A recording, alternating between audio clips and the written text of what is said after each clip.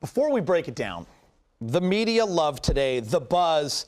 Have you guys ever seen that in a pre-draft workout? Not even close. Not in the 13 years I've covered this team. I mean, it's off the charts what it was today. Felt like we were back in 2010, maybe at a practice at the Laker facility during the conference finals, maybe even a practice during the NBA finals. I mean, I counted about 50 people, 50 media people waiting to get into that room and talk to Lonzo Ball. I mean, that's like a media day crowd right there around Kobe Bryant the day before training camp begins. It was that packed. I was really surprised.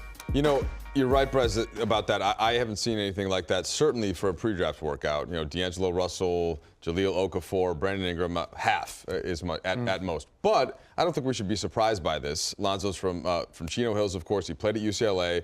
He's been in the media quite a bit, due in part to his play, due in part to his father. And so that shouldn't be a surprise. People are very interested and intrigued about what's going to happen with this guy. You guys were a part of it. You can see right there, you're in the scrum. You guys were asking questions. I'm sure you've talked to people. Brez. Yeah, there he is. Looking strong there. See those forearms? White there. Yeah. Really? He is looking strong. I like the coloring. Yeah, good muscle on the forearm. I'm sure you forearm. both, talk to people afterwards. What are your top takeaways from this workout? Go ahead. Well, I mean, it just hit hard today that the fact that the Laker media contingent is this into that story, that into this story. And what does that tell you?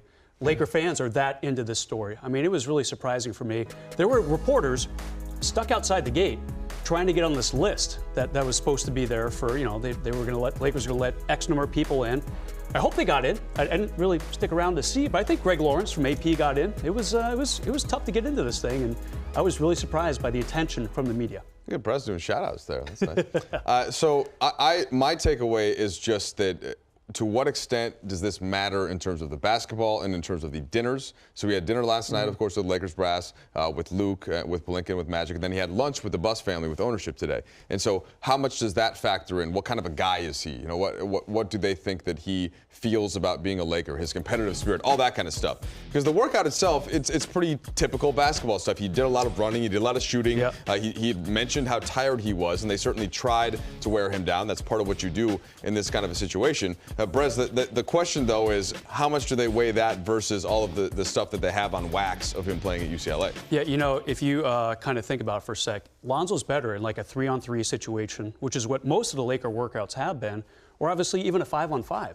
So there's only so much you can glean from this. The Lakers definitely will take this into consideration, but probably rely more on the body of work he put together on film for UCLA. And of course he's tired. I mean, you go through this kind of workout by yourself with this much pressure. I mean, I think the whole point is that you want to make him tired.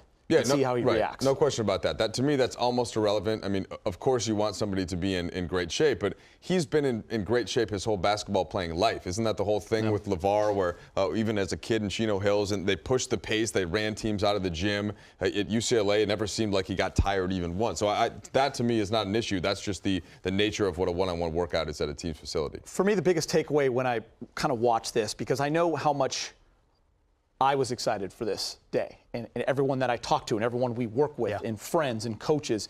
It's a big day. Imagine what it's like for Lonzo Ball, his childhood team, the fact that the Lakers got the number 2 pick, and everyone in the world thinks he's coming here, and then he gets in the gym, and there's Magic Johnson, hero. There's Luke Walton, the guys you watched playing, Lamar Odom, B. Shaw. When you're a kid, they're winning titles, and it's just him, and it's the biggest day of his life because this is the day he gets to audition. The fact that he gets in there and from what we hear, does a good job, to me, that's impressive. Yeah, another big takeaway, there were no promises given by the Lakers to him today saying, we're going to draft you in the second round, shut down your workouts. That seems to be going on in Boston right now with Markelle Fultz. He's not scheduled to work out yet with the Lakers. They're not entirely expecting him to come out here next week and work out for them. But there were no promises today. So in no way did he wow the Lakers so much, they shut it down. Yeah. But on the other hand, the Lakers need to keep their options open. All right? They're going to see Jackson on Thursday in Sacramento, Fox next Tuesday here at El Segundo. So everything's still on the table. Anyone who says Lonzo's a slam dunk, it's just inaccurate right now.